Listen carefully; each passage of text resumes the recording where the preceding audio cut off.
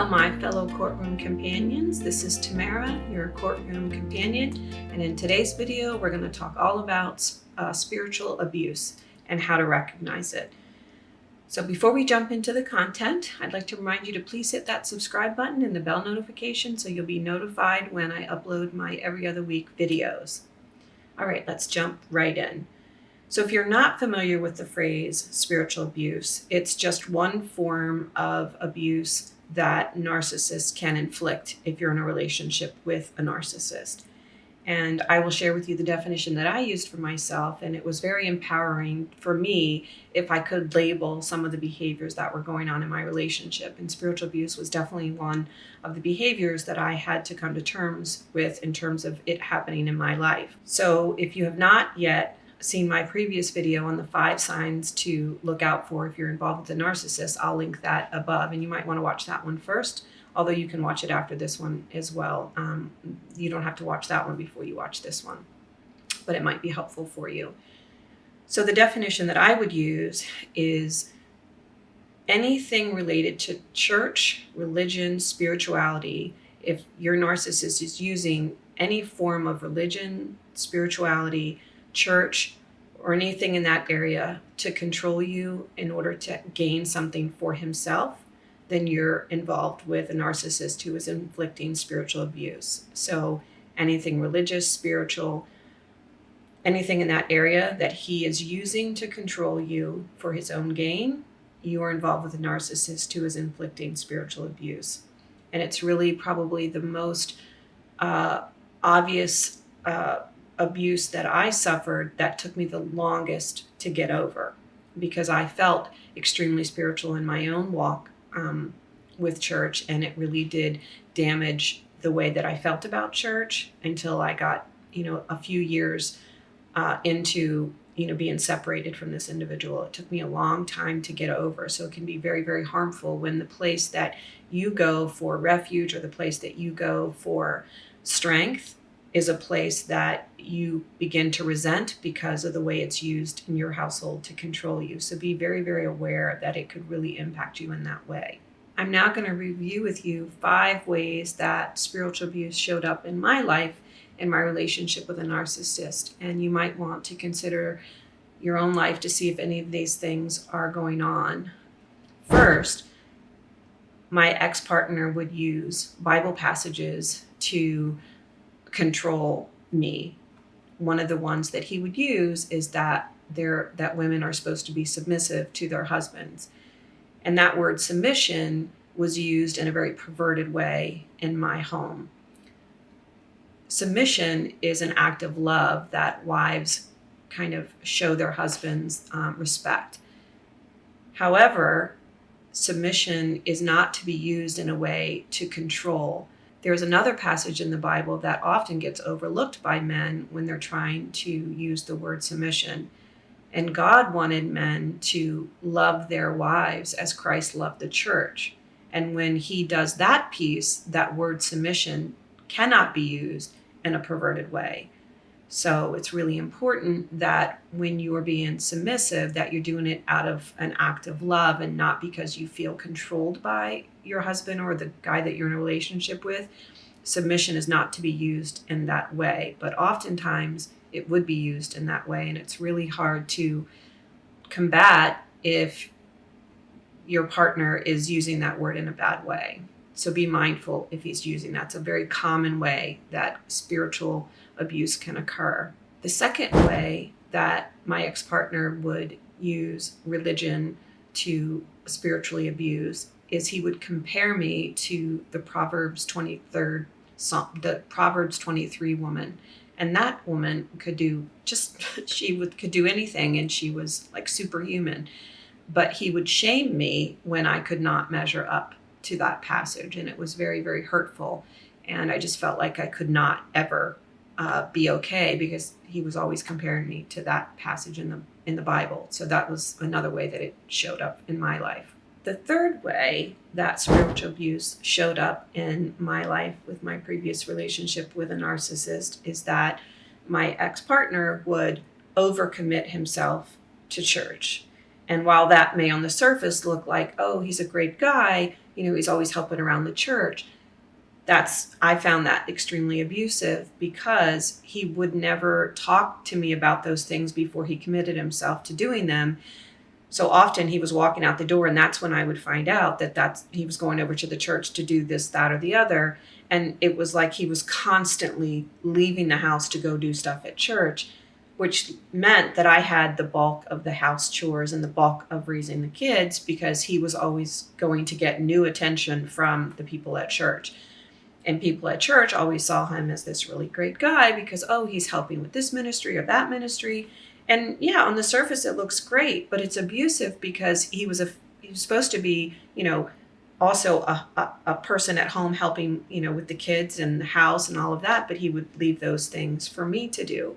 So I began to really resent the church because they kept leaning on him and they didn't see how he was there all the time. He was constantly over at the church, and it just became, too much for me.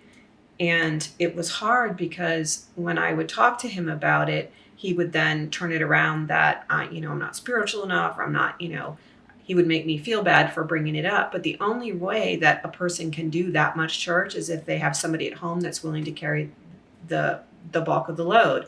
And if I didn't work full time, that might be one thing that, I could do, but I worked full time. He worked full time. So the house chores and the raising of the kids, needed to be both of us. And oftentimes it wasn't. He was able to go over to the church constantly because I was at home doing the things that needed to be done. I used to say, he loved walking in the church with the family, kids in tow, wife in tow. But as soon as he walked in the church, I would always say to myself, I'm about to lose him, because as soon as he walked in, we would drop the kids off to, Sunday school, and then he would leave. And I wouldn't see him until the end of church. He would go help with this ministry or that ministry.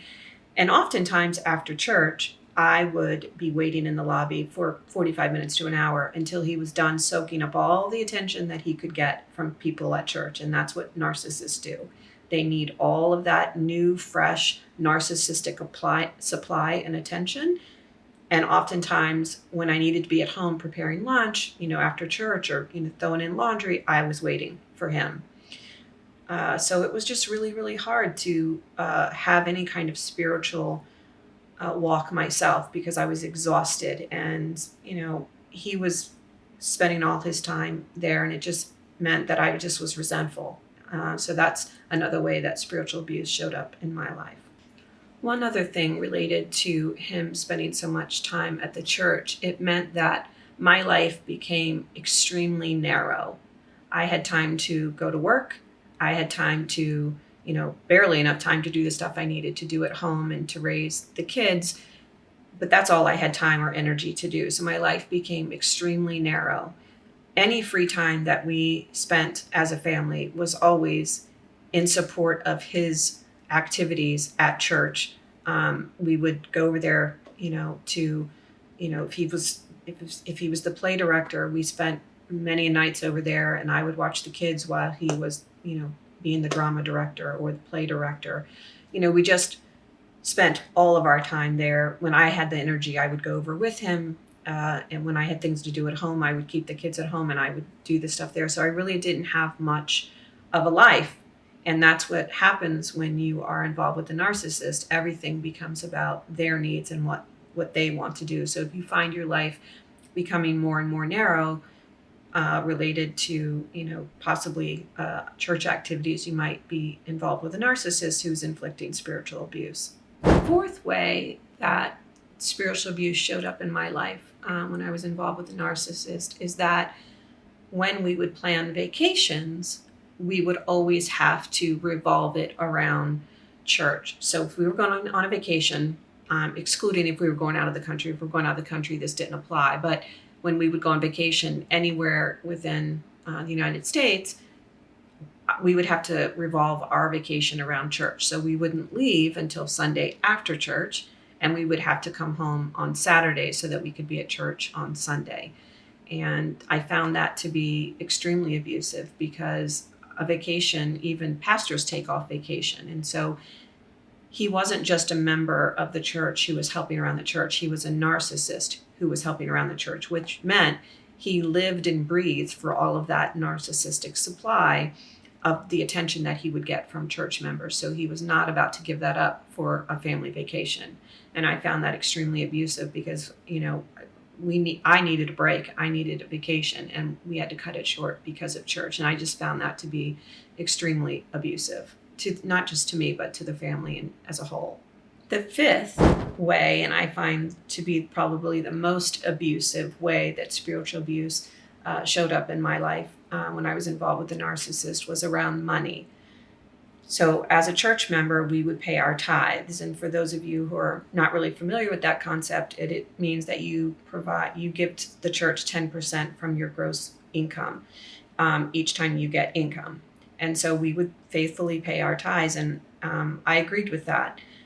The problem was that my ex-partner managed our finances, and he would always have money for the latest electronic. He would always buy the new electronic, the new iPad, the new phone, the new whatever. We always had money for those kinds of things. But he would put me on a budget when it came to, my own self-care, like my hair or getting my nails done or buying clothes. He was always trying to put me on a budget, saying we had to pay our tithes. And that didn't fly with me. So we were constantly arguing about finances. And, at one point I just, said I would manage the finances. And of course he wouldn't allow that. And if you're involved with a narcissist, some things are just not worth the fight. And so, I didn't want to go down that road with me managing the finances. So I just let it stand for then, but I would still spend the money on myself. But it was this constant battle every time. I didn't look forward to going to get my hair done because I knew it meant a big fight before I would go. I would still go, I'd still spend the money, but it was a big fight every time. And I found that to be extremely abusive. When I knew that we had the money, when I knew that he would have the money for the things that he wanted, but he would use church and the paying of tithes to try to control me. So, I started with the definition of how I saw spiritual abuse, and it's, someone using any type of religion or spiritual practice of any kind to control another human being. And that is what he did with money. Money was probably our biggest battle constantly, because he would say we couldn't afford things, but I knew that we could because he would buy the things that he wanted. I have a master's degree and I worked full time, and I wasn't about to allow someone to not allow me to look my best at work and to feel confident. And so there was always fighting around money. And it most of the time involved religion and paying the church and the offerings and things like that. So just be very mindful that if you're involved with a narcissist, that spiritual abuse may be occurring. If religion or spirituality, church, anything in that realm is being used against you to control you in some way. Hopefully this video is helpful to you. I'd love to hear it in the comments how this video has helped you, or if you have seen other ways that spiritual abuse has shown up in your life and you're with a narcissist. Please do comment below. We're a community of people going through the same thing, and everyone's comments are helpful to other people going through it. Thank you so much for stopping by. Please hit the thumbs up if you found this video helpful. See you next time. Bye.